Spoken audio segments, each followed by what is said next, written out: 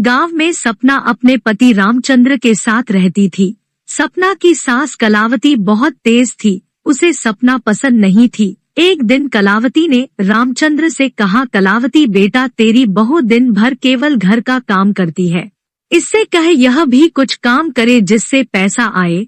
तू अकेला कितनी मेहनत करेगा? रामचंद्र, माँ, यहाँ गांव में क्या काम मिलेगा? वैसे भी मैं इतना कमा लेता हूँ कि तुम दोनों को कुछ करने की आवश्यकता नहीं है। यह सुनकर कलावती गुस्सा हो जाती है। कलावती की यह बात सपना सुन लेती है। अगले दिन जब रामचंद्र अपने काम पर चला जाता है तो सपना अपनी सास से बात करती है। सपना, माँ जी, मैं भी काम करना चाहती हूँ। आप एक काम कीजिए, आस पड़ोस की औरतों से कह दीजिए कि मैं सिलाई बहुत अच्छी करती हूँ, जिसे भी कपड़े सिलवाने हो मेरे से सिलवा ले। कलावती सारे गांव में कह देती है। धीरे धीरे घर पर सिलाई का काम आने लगा। जितना भी काम आता था कलावती उसमें से चुपचाप आधे से ज्यादा पैसे खुद रख लेती थी और थोड़े से पैसे बहू को दे देती थी। सपना, माँ जी, इन कपड़ों को सीकर तो कुछ भी नहीं बचता। गांव वाले हमें नया जानकर कम पैसे देते हैं। जितने पैसे आते हैं वे तो इन्हीं कपड़ों को सीने में खर्च हो जाते हैं। सपना यह नहीं जानती थी कि उसकी सास बहुत ज्यादा पैसे रखकर उसे थोड़े से पैसे देती थी। कलावती, ठीक है, तू काम तो कर, नए नए काम में नुकसान उठाना पड़ता है, बाद में देखेंगे। सपना माँ लक्ष्मी की भक्त थी। वह दिन भर मेहनत से काम करती और रात में माँ लक्ष्मी की भक्ति करती थी।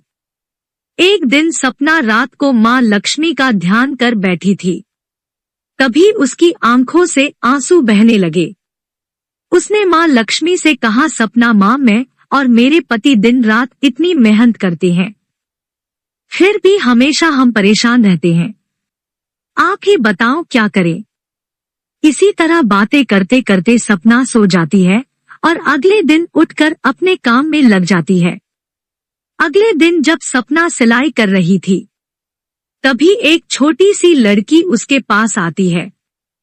लड़की, क्या आप मेरे कपड़े सिल देंगी? मेरे पास पैसे नहीं हैं।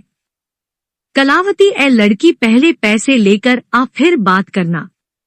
सपना, कोई बात नहीं माँ जी, मैं खाली समय में सिल दूंगी। कितनी प्यारी बच्ची है, इसे मना मत कीजिए। कलावती, काम का नुकसान नहीं होना चाहिए। रात को जब तू पूजा करती है तब सिलना इसके कपड़े। सपना रात को बैठकर कपड़े सिल देती है। अगले दिन जब वह लड़की आती है, लड़की, आपने तो बहुत सुंदर कपड़े सिले हैं। मेरे पास आपको देने के लिए पैसे तो नहीं है, लेकिन यह मिट्टी का घड़ा है, इसे आप रख लीजिए। इसे संभाल कर रखना और आपके पास जितने भी पैसे आए उसमें से कुछ इसमें रख देना। सपना वैसे ही करने लगी। उसके पास जितने भी पैसे बचते उसमें से कुछ वह घड़े में डाल देती थी। एक दिन सपना रात के समय सिलाई कर रही थी। तब कलावती ने कहा, कलावती बहू, रात को क्या कर रही है? सपना, माँ जी, माँ लक्ष्मी जी के लिए चुनरी बना रही हूँ, कल मंदिर में चढ़ाने जाऊंगी। अगले दिन सपना चुनरी लेकर मंदिर की ओर चल देती है। रास्ते में उसे वही लड़की मिलती है। लड़की, अरे यह तो बहुत अच्छी चुनरी है, आप मेरे लिए लाई हो क्या? सपना, नहीं बेटी, ये तो मैं माँ लक्ष्मी के लिए लाई हूँ, तुम्हारे लिए ऐसी ही बना दूंगी। लड़की, नहीं, मुझे तो यही चाहिए, आप यह मुझे दे दीजिए, समझ लेना। माँ लक्ष्मी को दे दी। सपना के बहुत समझाने पर भी वह नहीं मानी और सपना से चुनरी लेकर चली गई। सपना मंदिर में पूजा करके वापस आ गई। शाम को उसने उस घड़े में कुछ पैसे डाले तो घड़े में से आवाज नहीं आई। सपना, माँ जी, घड़े में मैं जब भी सिक्के डालती थी घड़े से सिक्कों की आवाज आती थी, आज आवाज नहीं आई। कलावती, देख ले, कोई सिक्के निकाल कर तो नहीं ले गया। सपना ने घड़ा खोला तो देखा घड़ा सोने के सिक्कों से भरा है। उसे विश्वास नहीं हुआ। वह माँ लक्ष्मी के सामने बैठ गई। सपना, माँ, यह क्या चमत्कार है, इसमें तो थोड़े से सिक्के थे, फिर इतना धन कहाँ से आया? तभी सपना ने देखा माँ लक्ष्मी की मूर्ति में वही लड़की चुनरी ओढ़े दिखाई दी।